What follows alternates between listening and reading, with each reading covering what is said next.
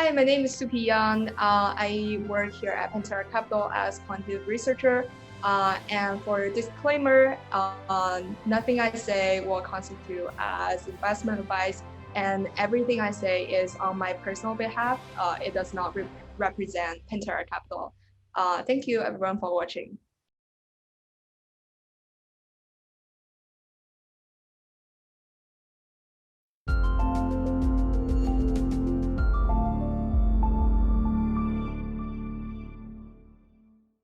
Hello and welcome to Reimagine 2021. This is our 1-year anniversary and 10th edition of our conference. Super excited about that. We host these events as part of our monthly series, bringing you nothing but the best projects, bright minds, and leaders in the space. We've been fortunate enough to invite many talented individuals and teams to come speak with us, providing updates, insights, and all the above that's happening in crypto. I'll be your host today, Adam, from the Mousebell team, where we focus on early stage investments through our accelerator or providing development support to a growing number of projects, as well as education within the Mousebell University program. Our main objectives and goals are simple across all of our platforms, including Reimagine. It's increasing adoption, use cases, and real-world applications. We seek to really educate our audience, our viewers, everybody that's tuned in on blockchain by helping them understand crypto's real impact. So I'm super excited. It's enough talking for me at the intro. Super excited to introduce Suki Yang, Pantera Capital. She's a quantitative researcher here local in the Bay Area. How you doing, Suki? Appreciate your time to participate. Yeah, I'm doing awesome. Thanks for having me. Good. So, we've been in this quarantine bubble. COVID was here. You and I were able to go to an event last Friday. How did it feel to kind of get out and kind of meet and hang out with our colleagues again? It feels super interesting. On the one hand, after 1.5 years of quarantine, like I say yes to like every single event, like yes, like coming in. On the other hand, like when you actually see people, you kind of like forget about like the social etiquette, like how to do small chats and whatnot.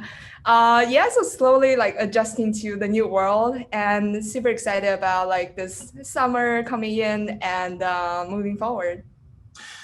Awesome. Yeah, I know. We were trying to figure it out as everybody was there and we were all hanging out and talking. It felt good. It felt a little weird. It's funny because I had just done an interview and I met my interviewee there. It was the first time, so it was kind of a small world. It was funny. But cool. So let's get into this. So Reimagine, we've hosted this conference now for a year. This is our 1-year anniversary. Super excited. Glad you can join us and support us and participate. And really, we just try to highlight and showcase partners like yourself, projects in the space, what they're building, what we've been working on, and everybody has an interesting story, how they got into Bitcoin and crypto. And we'd love to hear yours. How did you fall down the rabbit hole? What were you doing before crypto and how did you land in crypto? Yeah, awesome. So I started trading and doing studying like quant since I was age 18, and historically speaking, like I've always been exploring, seeking alpha in the traditional like equity space in both like U.S. market and as well as like Chinese like A stock market.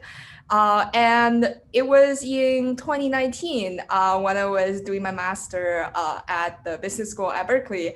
And a lot of my friends, they're like super big in crypto and they keep like introducing me about like, oh, how like crypto trading works. And so from there, I kind of just like went down a rabbit hole of like exploring how do I apply like my quantitative background to be able to do the kind of research that we traditionally do in like the equity space, but use that in cryptocurrencies. And that has been super fulfilling and a lot of learning to be done and super excited about it. Awesome. Yeah, that's a great story. Glad you can apply it. It's emerging. We have some internal traders as well on the quant side, and it's been a roller coaster ride for a period of time. So let's get into it. Like, what is Pantera Capital? What do you guys do in this space? And then what do you do on the team? Yeah. So a little bit background about Pantera Capital. We're one of the earliest fund in the crypto space. We invest primarily on the venture side in different blockchain companies, projects, tokens. And we also invest in like liquid tokens, which is a fund that I work primarily with. So under the liquid token fund, we have both discretionary and also a fully systematic quant strategy vehicle that we trade systematic strategies that runs on an hourly basis. So that's about what Pantera is as an entity, and how my role at Pantera is I work on the quant strategy platform. So what we do is, if you can imagine, like we have all kinds of like different data sources, and then we build in-house like a lot of different models, and those models will generate signals to trade into a target portfolio weights. So in short, it's like if you think about traditional like quant hedge funds in like equity space like Citadel or Two Sigma, we take similar approach and we apply that in the asset class of cryptocurrencies. That's about what we do here at Pantera. And so before we get into some of these token projects and how the tokens work, how do you allocate your time for each token, for each project, whether it's on on the strategy side, whether it's on the deal side? What does your days look like in terms of prioritizing, how you structure your day, your week, to work on some of these deals? Yeah, that's a great question. So I would say usually it's twofold. The first one would be the most like liquid tokens that we trade in the quant portfolio. And those would be, we're very, very selective about the tokens that we trade in our quant vehicle because we care a lot about like high liquidity. It cannot be, we have like different kind of criteria for like what tokens we can trade. And so on that end, I think actually probably 60% of my time goes into like modeling, goes into building the quant platform for trading different tokens or different strategies. And the rest of my time goes into like a whole like spectrum of different things, right? It can go into like talking to different data vendors, like sourcing what data we could use for the quant vehicle or for like liquid token fund, which includes like less liquid tokens. But when we invest in a project or companies, some of them we have equity, some of them it's like a token round. So we have like the tokens from our investments, and the part of the tokens will go into our liquid tokens, and where we are able to like manage actively exits, and do a lot of like different magic to it. So that's about sum up about like what my day is Yeah. working. Awesome. And so when you look at these tokens, right, from an investment standpoint, a quantitative standpoint, what do you look at on the research side? And we can target, specific, like, do you look at the team itself? Do you look at the tokenomics of it? Or is it more like technical trading and signals on when to get in, when to get out versus, looking at this team, this is a long-term play. How do you like distinguish, I guess both strategies, right? Kind of a hodl position or more of an active, short to medium term kind of a play? Yeah, that's a super great question. I would divide that into mostly two parts, like two stage. The first is like pre-investment, like before we invest in like certain protocols, before we make like venture investment, what do we look at? And also on the quant side, like after like we already decided to invest in a specific token, or we already decided to include a specific token into our quant portfolio, and then how do we think about what are the indicators we can gather to analyze the price or to generate different models to predict the price. So I would say the first part, like it's very similar to traditional like venture investing, where you look at the team, you look at the company, you look at the whole marketplace, and yeah, it's kind of like similar to traditional like venture investing. And moving on to like the second part of the puzzle where like we already make the decision of like, oh, we want to trade this token. And there's a lot of different ways that we can like source the data that we can get to go into like the quant models. And I would say so we definitely, like the most fundamental data, like market data, and then there's like on-chain data, and we're also looking for like sentiment data, and basically the first step of like sourcing the data, we try not to be limiting ourselves to one specific kind of data, but looking, like at every type of data that we can possibly get. And then we have an engine of like feature selection where we can analyze how much of like underlying alpha there is in those data. And once we decided that, oh, this is an interesting indicator, and then we're moving on to using that to model specific tokens. Wow, that's interesting. I think there's a lot going on there, right? And how do you explore these tokens, right? There's utility tokens, there's security tokens, there's governance tokens. How do you identify the opportunity there? And then how do you attack or strategize around each one of these tokens, or do you stay away from one or the other? Curious to know like how you break down the token itself, because there's a lot of variety, right? There's different token uses within the ecosystem, within the platform itself and the network. Yeah, that's a good question. That's something that I've been thinking about a lot too as well.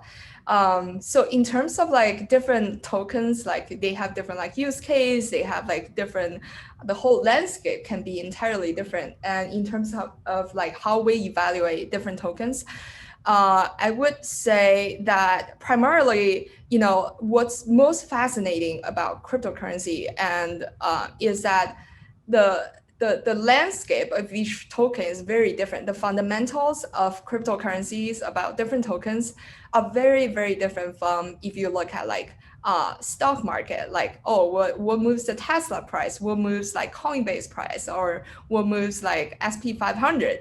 But when you look at different tokens or like cryptocurrencies, it's a whole nother story. Like each token, they can have like entirely different like use case, different indicators. However though um I do have to point out that, like on the trading side, we different tokens, they're not just, from technology perspective, they have certain technology usage, but they are also like a trading item in a sense that it's a financial, like the financial perspective of the token. Which sometimes, as you can see, that like if, for example, like one token price went up by a lot, it might not be because this is the most awesome project. It could just be because like Bitcoin went up a lot and that drives like the rest of the market or some other indicators moves. So to be able to dive into the surface of what moves price ups and downs, there's so many different indicators that we can't like that we human cannot possibly monitor at all time. So which would require us to do something quantitative in order to capture all those like indicators work with each other. And that would be really fascinating to look at, because like you like for example like Ethereum, it's like a transforming technology. On one hand, it's also a financial asset, and also you can like say that it's also like commodity. So combining all different aspects of Ethereum, you will get like what eventually like moves the price up and down. So A lot of it does correlate with Bitcoin. What have you seen from the research side in terms of, is there strong, there is correlation.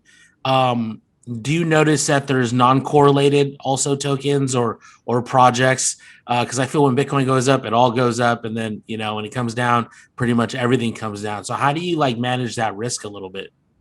yeah, definitely. That's a great question. Actually, I can talk a lot about the like this specific topic because that's a lot of the job of a quant. You know, Yeah. even when the market is going down, like you still can capture that downturn and make money out of that.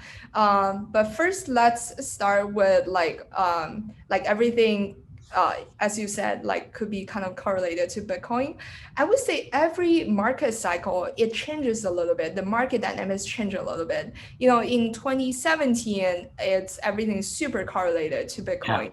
And if you look historically, like all the asset prices, it's just going up. Like if you look at SP 500, if you look at like all asset classes, like real estate, you name it, like Yeah. it all goes up historically speaking. So as especially right now, we're in this high inflation era where like we've seen high valuations, we've seen high volatilities, and in this time, like it's the price long term is expected to go up. And as a class of cryptocurrency, if you think about all the amazing things that it does, there's no reason for it to fall. Like in like a longer time span, as our CEO Dan Morehead has also said. Um, and to manage the risk, I think that's a so there's two path we can take to manage the risk. One is that the job of being a quant is to predict like when there's a bear market or when like the price is going down. And on the quant portfolio, we're able to take risk off, so we can like we see the market crash and then we can like stay in cash. And another thing that is worth mentioning is that we recently, our head of quant strategies, he deployed a fixed income vehicle. So that vehicle alone will be really beneficial for if the market was to enter like a bear regime or because like there's a lot of like different strategies, different arbitrage you can do that generate fixed income that we can, even when the market is not like moving up all the time, we can still make positive returns. Yeah, no, there's a lot happening there, and like you said, it does over the last few years. The correlation maybe is not as strong. Do you also follow the traditional markets as well? Do you guys keep an eye on that in terms of in part of your research with crypto and traditional markets? Yeah, we do, even though that's not something that we're directly invested in. And I would say like most of our team, on the investment team, we come from traditional finance background. So we like have a solid background in like traditional finance where we understand the microeconomy. Dan was from Tiger Management and Goldman, and so the rest of the team also from like traditional finance background. So we do keep an eye on the macro finance, definitely. How do you think uh, you know VCs in the past weren't really active on blockchain, in crypto? They Mhm. pretty much stayed away from it. How do you think for many reasons? One, maybe time horizons, maybe mandate thesis. Um, how do you think like the token distrib well, at one point it was ICOs. Now there's like different private deals and crowdfunding. Like, how do you think that has disrupted VCs in general? You think that's played an impact where it's democratized a little bit or it's opened the doors for everybody else to kind of get into the space? You guys are a little bit of a hybrid. You understand that the how these things work, that it's very quick, innovation happens fast, and then you really got to understand, is this a long-term play on the equity side, or is this a token deal on the short to midterm, and then manage that risk. So my question is how disruptive, I guess, is like crypto to traditional VCs where you guys have an advantage?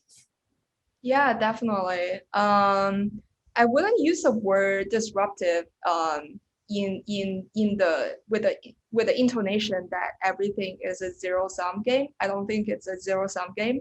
I think it's something that has a longer term. It's a positive sum game.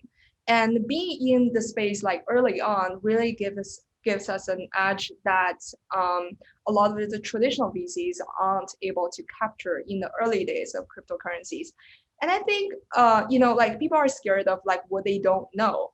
And but the alpha in the market, the alpha both in like quant is those areas that other people don't know or other people are not as aware as like special like people or folks with like specialties.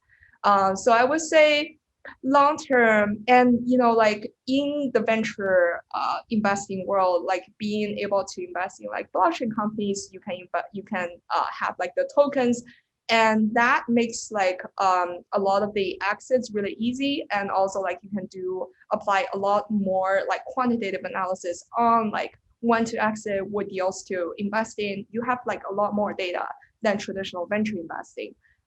So I would say that's actually a big edge for us, definitely in the space. And being able to get into like good deals early on and being in the space for long enough to see the cycles of like ups and downs, yeah, it definitely helps. How, how does your team, talking about like getting in early, seeing deal flow, understanding crypto and blockchain and kind of its impact and how it operates? How, what do you think your biggest edge is as a company or maybe as yourself or as your team that allows everybody, to kind of target some of these companies? Are there, what kind of team members are on your team that identify, what's good and what's not? Because there's like, companies that are grounded, that know what's going on the projects, and then there's these like forks. So like I'm assuming your team knows how to identify a little bit to the best of their ability, what's like a fork, and then what has true value. So what gives like Pantera like an edge in terms of like identifying these opportunities early on? Yeah, yeah, definitely. I want to start off by, like giving a short introduction about our team. And that really, I think everything after like go beyond like is built like upon that.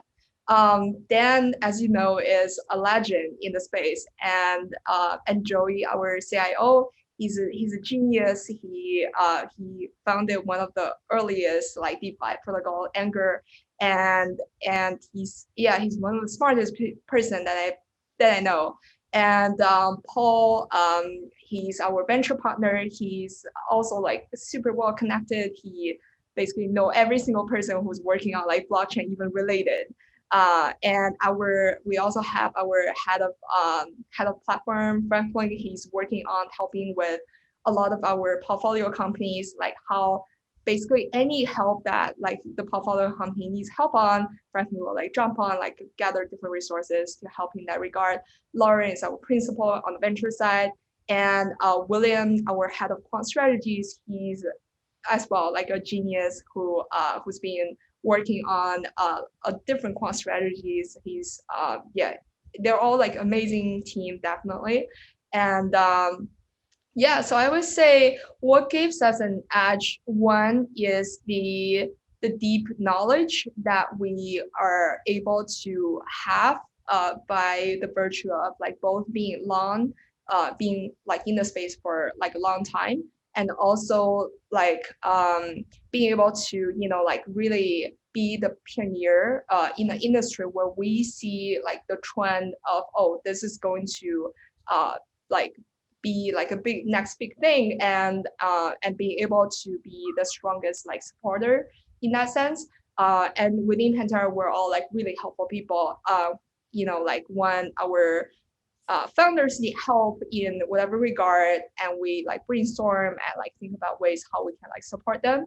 Um, and another edge I would say is outside of like being having like amazing team is that the philosophy of like how we're doing different kind of investing, we're all like working really hard, and definitely having the mentality of like always like working, always like finding the best thing. And I think at the end of the day, there's no secret outside of like working hard.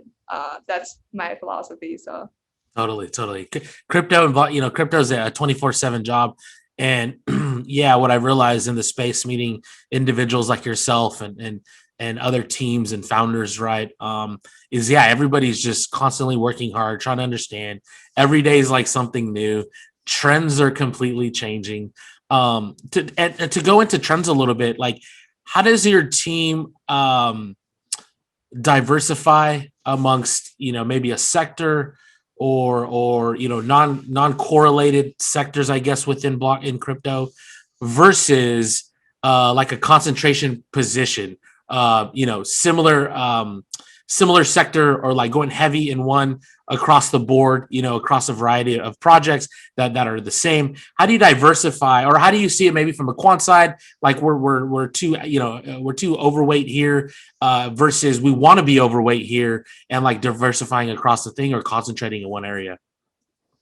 Yeah, I think there's two things that usually go into the function of like how we want to put in different weights of different either assets or tokens.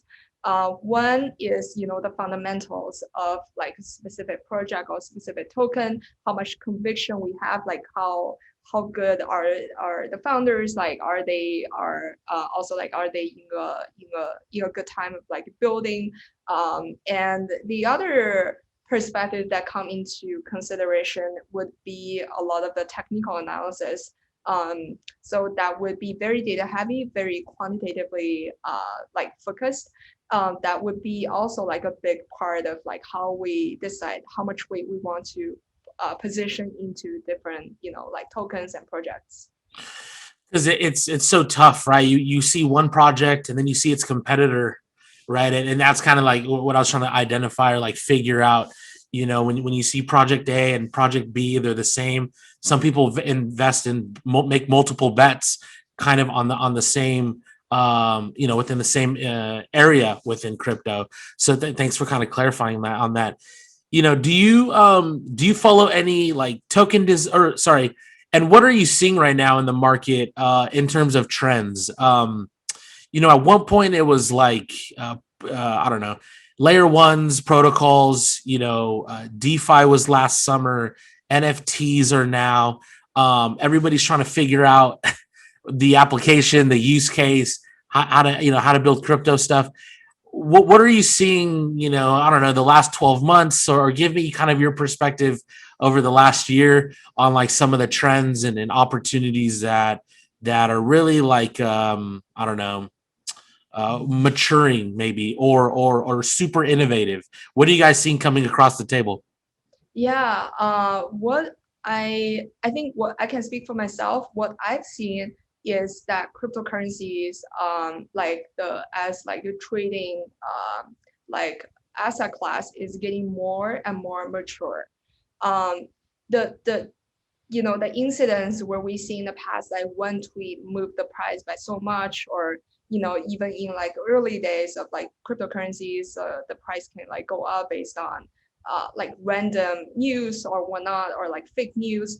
We've seen that much and much less over the time of like the past year. Also, and recently, the EIP, like the 1559, and a lot of the London hard fork, and a lot of the other news is driving the price. It's having impact on the price, but not to the same extent as we've seen in the past. And that's a good sign. That's a really good sign. It means that crypto as an asset class is getting more mature and less affected by like random factors like someone's tweet.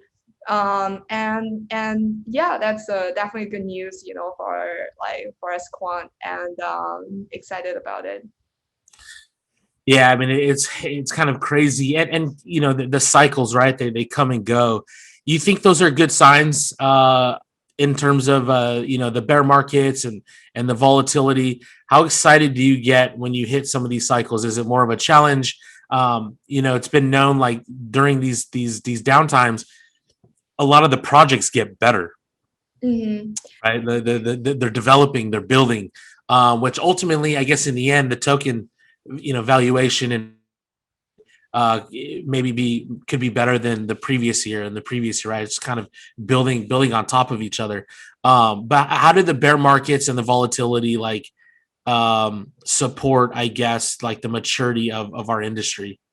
Yeah, that's an awesome question. So, Pantera, including myself, like we're long-term players in the space where like when and actually some of our portfolio companies benefit from like the volatility of the market, or even like some certain companies would benefit from like a bear market regime. And if you look historically, there's no asset that just keeps going up without any uh correction ever. Even like a lot of the like equity companies or SP 500, one thing just doesn't go up like all the time. So as a long-term player, like once you understand that it is a risky asset class, so is other risk like asset class. I think the volatility of cryptocurrencies actually of Bitcoin might not be higher than the volatility of SP 500 or some other like stocks. And to look at that in a way that understanding like nothing goes up forever, and also like we do invest in companies who would benefit and make money out of like bear market and volatility. So knowing that, as like an institutional investor, you really benefit from having a piece of the pie from all different kinds of companies. That's a good answer. That in terms of like understanding the advantages to various companies, the types of markets they're targeting, the opportunities they prevent themselves, the solutions that they're delivering. It could be what's the word, neutral, right? Depending on what's going on, it maybe doesn't affect it, and then if it goes the other way, vice versa. So that's kind of interesting that you guys take that that type of approach.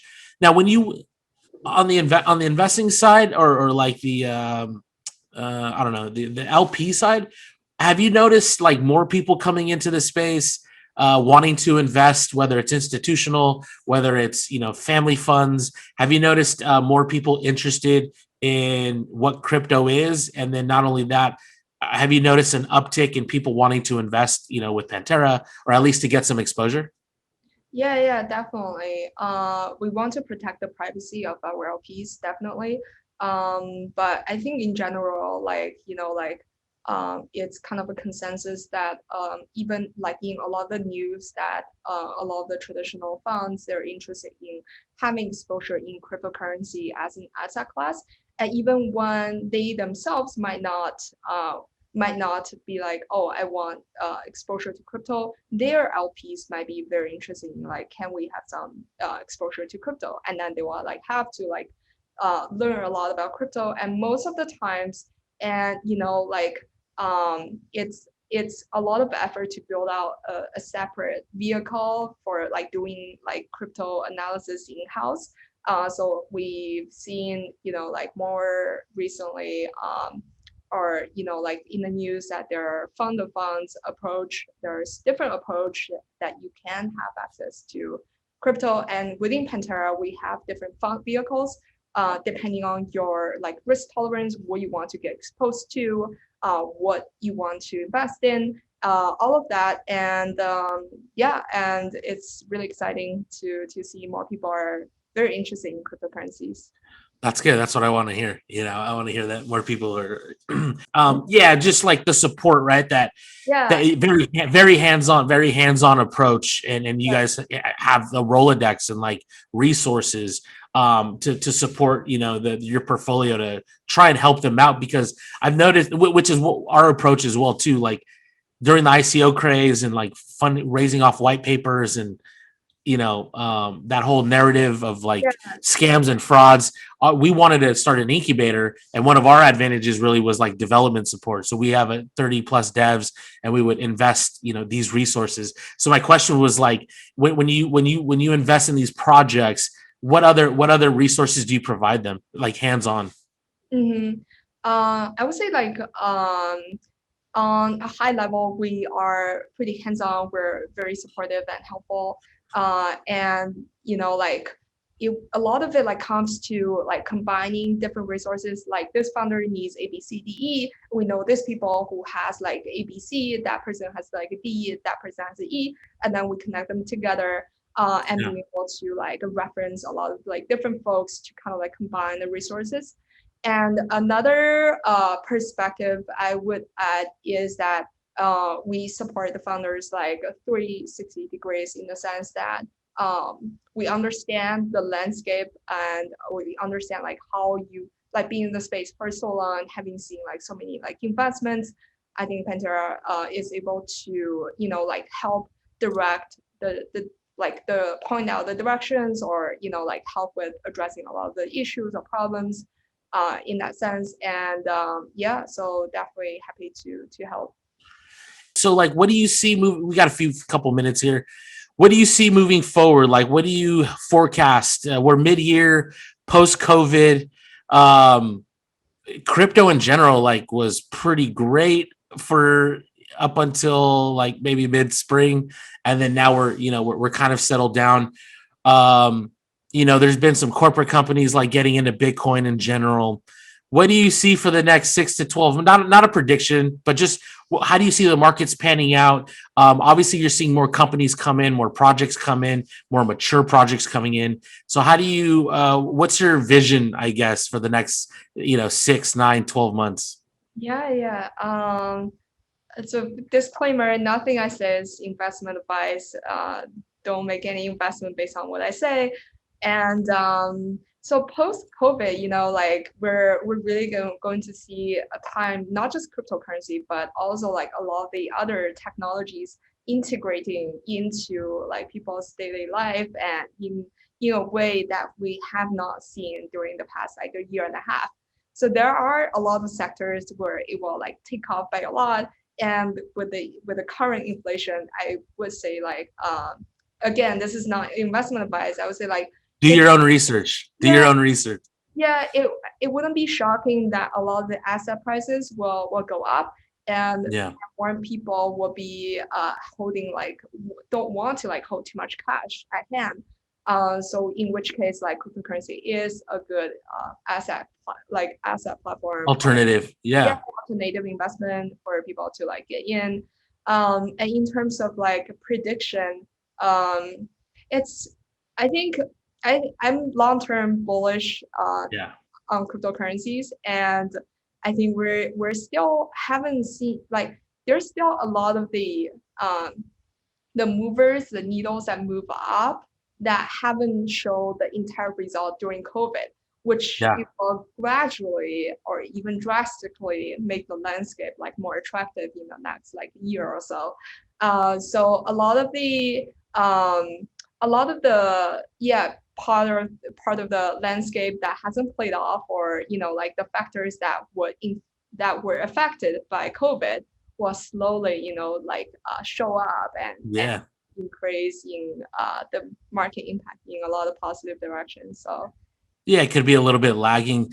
Do you follow DeFi? Like, does DeFi affect, the quantitative side, this whole yield farming and aggregation, right? Like yield aggregation and being able to uh lend and borrow. Like, how does that go into your guys's strategy, I guess, in general on the quant side?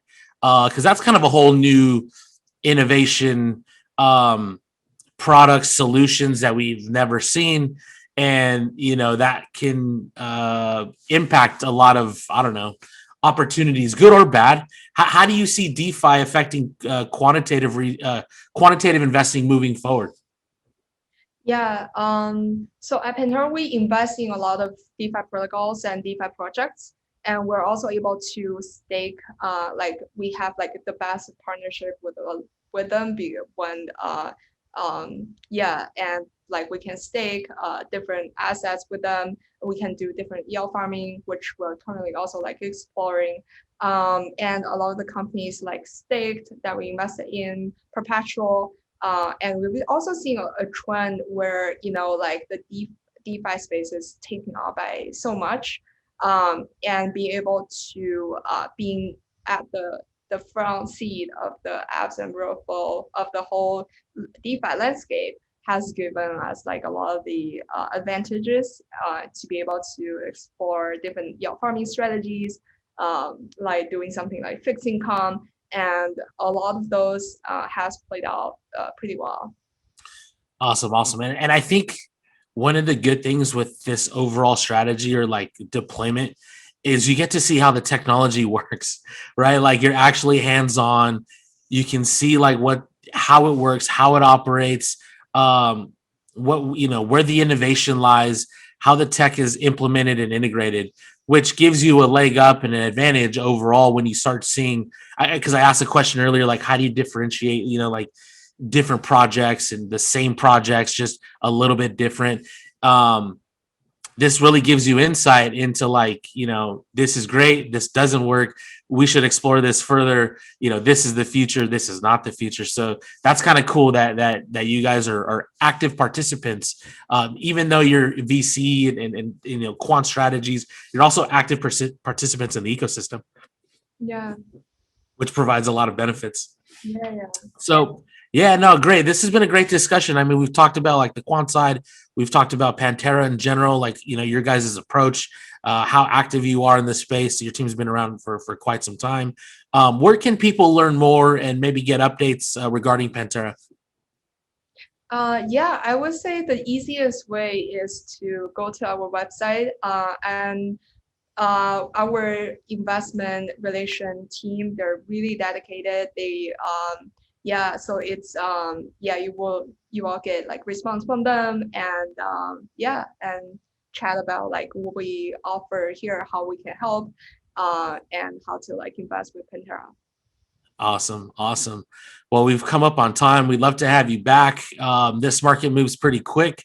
So hopefully, our next discussion, we do this every month, we can have you or somebody else from your team kind of give us some more updates as the year kind of concludes. We appreciate you taking time out of your day before the weekend to come speak with us. And so we hope to, see you again soon, and we'll talk again. For everybody tuning in, this is Suki Yang, Pantera Capital Quantitative Researcher. It's been a real pleasure. She shed some insights and all the above that's happening, not only in the market, but with them and how they view different strategies and approaches. And very, very thankful to have her today. So, Suki, we hope to have you back, and we'll talk again. Yeah, awesome. Thanks for having me. All right, everybody. Thank you for tuning in to Reimagine 2021. You can check out all of our interviews on YouTube for free. Hopefully, you're enjoying the conference. Thank you.